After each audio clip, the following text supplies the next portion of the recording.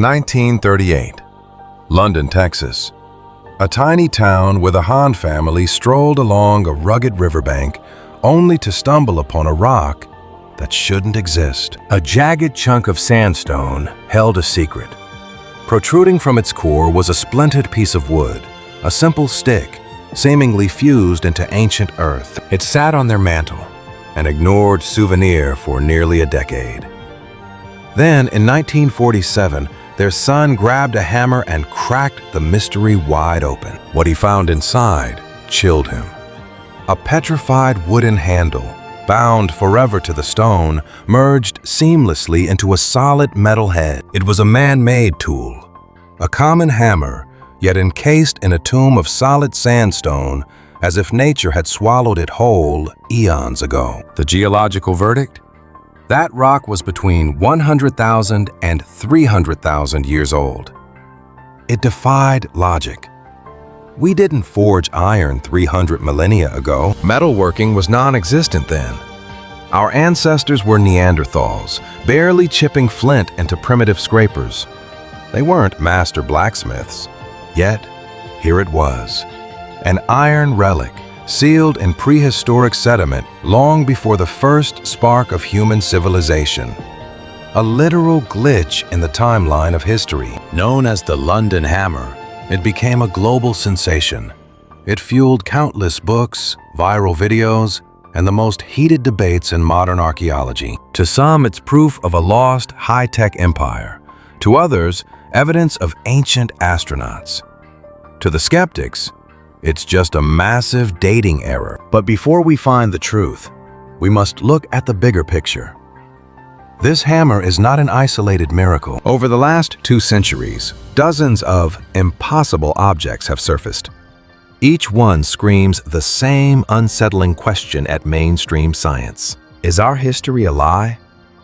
We're talking about things found where they simply cannot be. These are the OP arts, out-of-place artifacts, a term coined by naturalist Ivan Sanderson in the 1960s to describe these impossible temporal anomalies. The label stuck, becoming a battleground for alternative historians and rigid skeptics alike. An OOP. Art is a physical paradox. It is any object that shatters the established timeline. Think of an iron nail found deep inside a lump of ancient coal, a gold chain buried in a carboniferous seam, a concrete wall discovered 100 meters beneath the Earth's surface. Each find is a needle in the eye of academia. You can't kill these mysteries, and you can't ignore them. Let's dissect the London Hammer, literally. Here is what we know for certain. The hammer is real. It exists. You can see it in the Creation Evidence Museum in Glen Rose, Texas. It is the pride of Carl Baugh, a creationist who uses this relic to argue that the Earth is only thousands of years old, not billions. The artifact is small, 15 centimeters long. The iron head spans about 6 centimeters. At first glance, it looks remarkably ordinary. Its wooden grip has partially petrified. Lab tests reveal the head is 96% iron, mixed with unusual traces of chlorine and sulfur. That chemical signature is bizarre. You don't find chlorine like that in modern alloys, triggering the most fantastic theories imaginable. Proponents of a lost civilization point to 3 key facts. First, the rock casing is hundreds of thousands of years old. Second, the metallurgy is unique. No modern alloy matches this specific recipe. It suggests a forgotten superior technology. Third, the wood has partially carbonized, turning into coal. This typically requires immense pressure and vast stretches of time. The conclusion? Someone was forging iron 300,000 years ago, long before humans even had a name for fire. It sounds airtight, a smoking gun for a lost world. But there is another side to this story. The skeptics have arrived. Geologists and archaeologists aren't convinced. Their counter-argument is simple but devastating. The age of a rock is not necessarily the age of the object inside. Geology has a trick called a concretion. It's a natural phenomenon that can easily fool the untrained eye. When mineral-heavy water leaches through soil, it can form a hard shell of sandstone around any object it touches. Like nature's own quick-dry cement. A tool dropped just 100 or 200 years ago can be encased in a rock-hard shell within decades if the environment is right. This shell looks identical to ancient stone. To a casual observer, it appears the hammer was born inside the bedrock millions of years ago. The hammer likely slipped into a limestone crevice in the 19th century. Minerals fused around it, creating a prehistoric mask for a modern tool. There is also a massive red flag. This wasn't a controlled scientific excavation. It was a casual find on a riverbank with zero professional oversight. No photos of the original site, no geological mapping. In the world of archaeology, context is the only thing that matters. Without context, an artifact loses 90% of its value. We don't know the depth, the strata, or the surrounding debris. All we have is an anecdote about a strange rock. That isn't a scientific discovery. It's an interpretation based on belief. As for the metal, high chlorine isn't a mystery. It's a clue. It points directly to environmental contamination from local minerals. Salt water and soil minerals can aggressively alter iron's chemistry over a century, changing its chemical signature to something unrecognizable. A geochemist would tell you that a hammer buried in Texas soil for 100 years would look exactly like this. Now for the final blow. The design. This hammer is a perfect match for those used by American miners in the late 1800s. The handle, the head, the weight, it's all standard 19th century hardware. It's not an alien relic. It's a lost pioneer tool. Texas was a mining hub. Tools were lost in caves, dropped in rivers, and abandoned in shafts by the thousands. A hammer dropped in 1850, trapped in limestone, looks ancient today. But if the science is so simple, why do the questions remain? Here is the catch. The skeptics cannot claim total victory either. No one has carbon dated that wooden handle. No one has truly scanned the stone casing with advanced tech to prove if the rock formed naturally or if it was tampered with. The museum owner, Carl Baugh, blocks independent study, fueling paranoia across the board. Skeptics smell a fraud hiding from the light, while believers claim mainstream science fears the truth. The London hammer remains in a deadlock. Unproven, unbeaten. It is the ultimate engine for eternal debate. Yet this hammer is just the tip of the iceberg. Let us dig deeper. Literally. 1885, Austria. A coal mine yields the Salzburg parallelepiped. A miner cracks open a block of coal 60 million years old and finds a metallic cube inside. Deeply etched. 700 grams of iron and carbon. The discovery was electric. A machined cube in prehistoric coal? It felt even more impossible than the hammer. Experts swarmed. Opinions shattered. Some suggested it was a mere meteorite. Space rocks can look strange, sure, but others saw those perfect grooves and shouted, man-made. It vanished for years before resurfacing in a storage basement for a second cold look. The verdict? A 19th century mining weight that accidentally tumbled into the coal seam. A simple mistake, yet the myth of the ancient cube still haunts the dark corners of the web. This story exposes a vital truth. Impossible relics are often just modern contamination. New junk bleeding into old earth. Mines, quarries, excavation pits, rock layers shift and mix. Items travel through time. Experts call this intrusion, a modern intruder in an ancient bed. Without a witness, it looks like a miracle. But some treasures defy such logic. Enter the Antikythera mechanism, 1901. Divers find a wreck from 70 BC, Amid the sunken statues, they pull up a corroded lump of green bronze. Just another piece of seafloor trash. But under the rust, 30 bronze gears carved with impossible precision. A masterwork, a device so complex, it rewrote history. It took a full century to decode its purpose. X-rays revealed an analog computer designed to track the sun and the stars. It predicted eclipses. It followed the moon. It mapped the heavens with gearwork. Nothing this advanced would appear in Europe for another 1,500 years. This is no hoax. Its age is real.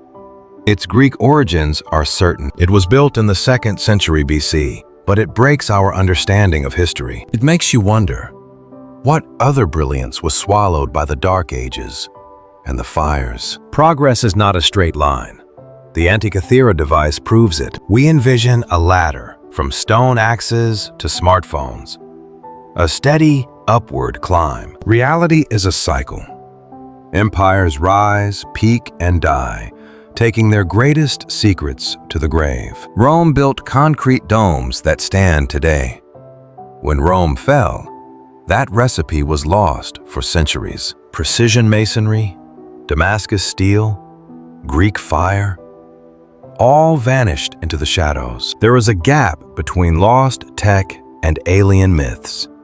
This mechanism is stunning, but it doesn't break physics. It proves the Greeks were geniuses, not time travelers. To claim an ancient super-civilization, we need far heavier proof. Yet some enigmas remain.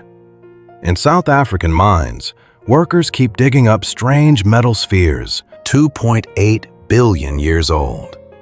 Perfectly smooth, just a few centimeters wide. Many have grooves etched around their centers, looking for all the world like they were machined. The theories ran wild. Alien eggs, proof of a civilization 3 billion years ahead of our own. The truth? Pure geology. These are natural concretions, minerals forming around a single point. Those machined limes are just sedimentary traces. Nature needs no mind to create perfect geometry. Snowflakes, crystals, and these spheres. The mystery is solved. Or is it? Take the enigmatic Baghdad batteries. These clay jars, containing copper cylinders and iron spikes, were unearthed in Iraq and date back to the Parthian era. That puts them at roughly 2,000 years old. When filled with an acidic solution, like vinegar or fruit juice, a voltage triggers between the metals. The device functioned as a primitive galvanic cell. But why would ancient Parthians need electrical power 2 millennia ago? One theory suggests electroplating jewelry with gold. Another argues they weren't batteries at all, but merely protective vessels for storing sacred scrolls. Any electrical charge might be a pure accident. The debate remains unsettled, leaving these jars as some of the most haunting artifacts on the edge of the impossible. This brings us to a chilling possibility. What if the evidence of a lost history is already right in front of us? What if impossible artifacts aren't just dating errors or hoaxes, but genuine footprints of a forgotten world? Many scholars, even those with prestigious doctoral degrees, base their arguments on a simple statistical truth. There are far too many anomalies for every single one to be a mistake. Metal tools found in coal seams, impossible prints in solid rock, and structures that defy logic. You can dismiss one error or one contamination, but the sheer volume of cases, they argue, suggests a definitive pattern.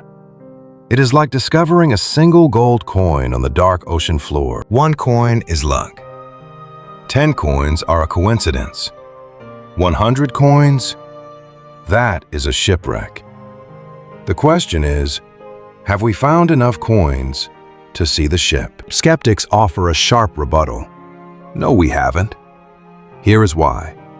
First, most of these strange relics were discovered in the 19th or early 20th century. Scientific standards back then were non-existent.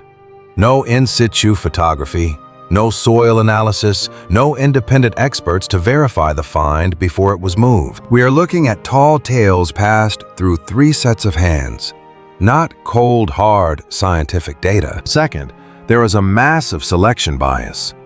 People write books and film documentaries about mysteries, but they ignore the thousands of cases where the truth was boring. Nobody sits through a 2-hour film titled, "It was just an ordinary 19th century hammer."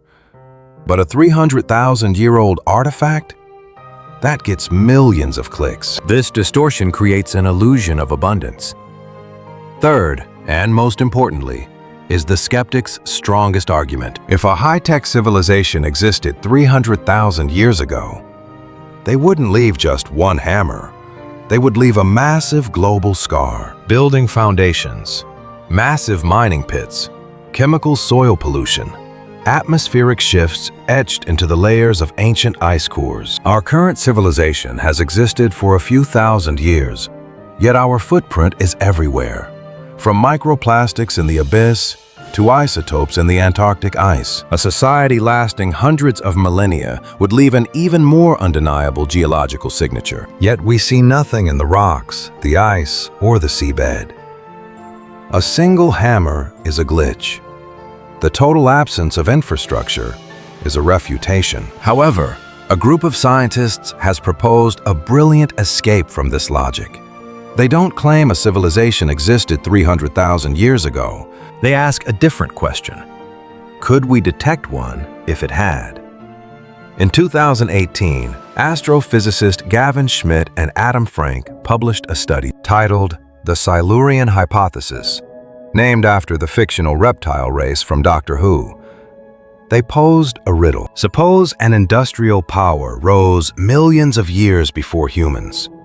What traces would survive in the geological record? The answer was startling. Almost nothing. After 10 million years, concrete turns to dust. Plastics degrade. Metals oxidize and dissolve back into the earth. The only survivors would be chemical ghosts. Spikes in carbon from fossil fuels, synthetic chemical tracers, shifts in isotope ratios. We should be hunting for these microscopic anomalies, not rusted nails, if we want to find a truly ancient civilization. The Silurian hypothesis isn't a claim of fact.